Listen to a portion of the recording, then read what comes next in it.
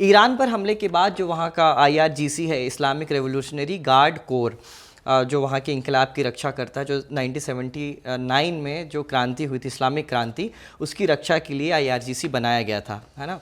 तो उसके बाद अब इस हमले के बाद IRGC का रेलेवेंस कितना बढ़ जाता है, क्योंकि ये बात कही जा रही है कि इस्लामिक रिजीम जब बदला जाएगा, है ना, आयतुल्लाह खमेनी की अब हत्या हो चुकी है और अगला सुप्रीम लीडर चुना जाना है, जिसके लिए गार्जियन काउंसिल वहाँ पे बनाया जाता है। लेकिन ऐसी भी खबरें आ रही हैं कि उस गार्जियन काउंसिल पर भी इसराइल ने कुछ हमले किए हैं।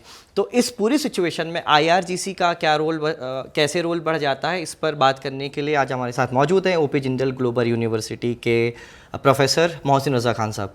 थैंक यू सर हमारे साथ जुड़ने के लिए। सर, इस पूरी सिचुएशन में अभी IRGC का जो रेलेवेंस है वो कितना बढ़ता दिख रहा है आपको? बहुत क्रिटिकल है। IRGC है प्रेटोरियन गार्ड, यानी जैसे रोमन एम्परर्स का एक पर्सनल गार्ड होता था लॉयल, क्योंकि उन्होंने देखा कि बार बार आर्मी में रिवोल्ट हो जाता है। इसी तरह से खोमेनी को आइडिया आया कि जब रेवोल्यूशन हुई ईरान में कि आर्मी जो थी वो शाह की वफादार नहीं रही। एंड में फ़र्क उसी से आया, आर्मी में पहले स्प्लिट हुआ और फिर आर्मी पूरी की पूरी एक तरफ चली गई। आर्मी ने प्रोटेस्टर्स पे फायर करने से मना कर दिया। तो ये डिसाइड किया गया कि एक बहुत ही लॉयल और आइडियोलॉजिकल फोर्स बनाई जाए, जिस तरह से जर्मनी में SS थी। तो IRGC वो फोर्स है, 1.5 लाख की तकरीबन उसकी ताकत है। उसके अलावा एक और फोर्स बनाई गई जो पैरामिलिट्री थी, यानी कि बसीज, जिसमें जवान लड़के हैं बहुत सारे। और ये कोर हैं रजीम के सपोर्ट बेस का। पर अभी तक इनके और आर्मी के बीच में कोई दरार नहीं दिखती, क्योंकि आर्मी भी आइडियोलॉजिकल है।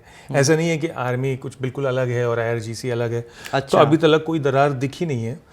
अब आगे कुछ हो जाए तो कह नहीं सकते, पर अभी फिलहाल तो कोई दरार नहीं दिख रही। तो ये प्लान इस तरह की कुछ थ्योरी चल रही है क्या सोशल मीडिया में कि चूँकि ऐसा कहा जाता है IRGC नो डाउट बहुत ज़्यादा आइडियोलॉजिकल है, लेकिन दे आर लेस आइडियोलॉजिकल जो ईरान की आर्मी है। तो इस तरह की कुछ थ्योरी भी चल रही है कि हो सकता है कि ट्रंप उनको टेक ओवर करने दें, है ना, IRGC को ख़त्म कर दें पूरी तरह से, और अब उनके हाथ जिम्मेदारी दे दें ईरान की आर्मी के हाथ। मैं एक गलत फहमी से दूर करना चाहता हूँ कि ट्रंप या अमेरिका और इसराइल सब कुछ कंट्रोल करते हैं। कार्ल फॉन क्लॉज़विट्ज़ बहुत बड़े प्रशन मिलिट्री स्ट्रेटेजिस्ट थे 18वीं सदी के, 19वीं सदी के। उन्होंने एक किताब लिखी ऑन वॉर। उसमें वो कहते हैं कि जंग शुरू करना तो आपके हाथ में है, पर जंग कहाँ ख़त्म होगी वो किसी के हाथ में नहीं है। तो ये ट्रंप के हाथ में नहीं है, ख़ास तौर से उस ट्रंप के जो अपने मागा बेस की वजह से जंग में ज़्यादा देर टिक नहीं सकते। उनका मागा बेस जंग चाहता ही नहीं था, वोटर बेस। और इस वक्त 36% है सिर्फ अप्रूवल रेटिंग ट्रंप की। और इलेक्शन होने वाला है बहुत जल्द, मिड टर्म इलेक्शन होने वाला है, मतलब उनकी पार्लियामेंट का, सेनेट का और हाउस का, नवंबर 6 को। तो ट्रंप इतने फास्ट टाइमलाइन पे ऑपरेट कर रहे हैं। वो चाहते हैं कि हफ्ते भर में कुछ हो जाए या 2-4 दिन कम या ज़्यादा में। तो और बिना ग्राउंड ट्रूप्स के और बिना किसी US कैजुअलिटीज़ के।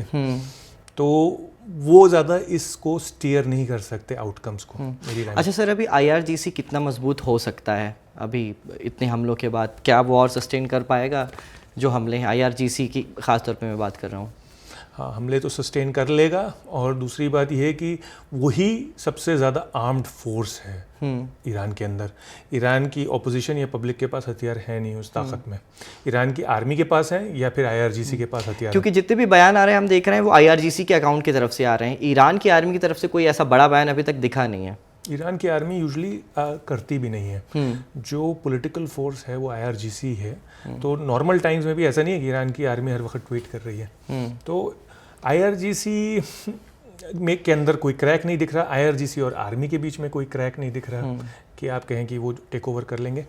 और बसीज भी सड़क पे है, तो वहाँ पे भी नहीं लग रहा। अच्छा, बसीज का काम तो ये है ना सर कि जो भी अंदरूनी मामलात होते हैं ईरान के अंदर, कोई भी प्रोटेस्ट होते हैं तो उससे हैंडल करने का।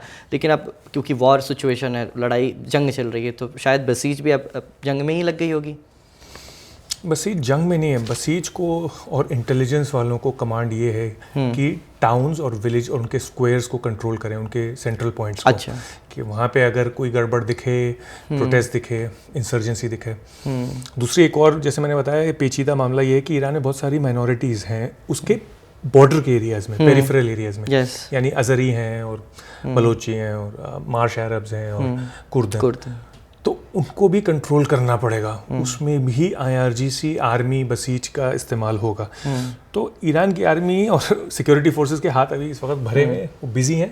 तो ये पर इस तरह से नहीं कि वो इतनी आसानी से ट्रम्प जो दिल चाहे या नेतन्याहू जो दिल चाहे कर सकते हैं। अच्छा सर, IRGC का जब भी जिक्र होता है तो कासिम सुलेमानी को याद किया जाता है, कुछ फोर्स के कमांडर थे। ट्रंप ने भी ये बात कही है कि अगर वो जिंदा होते तो अभी ईरान एक अलग सिचुएशन में होता। आपको क्या लगता है कि ऐसा कुछ नहीं है, कासिम एक आदमी इतना फ़र्क नहीं बना सकता। ये बहुत बड़े सिस्टम्स और स्ट्रक्चर्स होते हैं जिनसे लड़ा जाता है, जिनसे रेजिस्टेंस या ताकत पैदा की जाती है। कासिम सुलेमानी क्या कर लेंगे जो उनके आगे पीछे लोग नहीं कर पाए।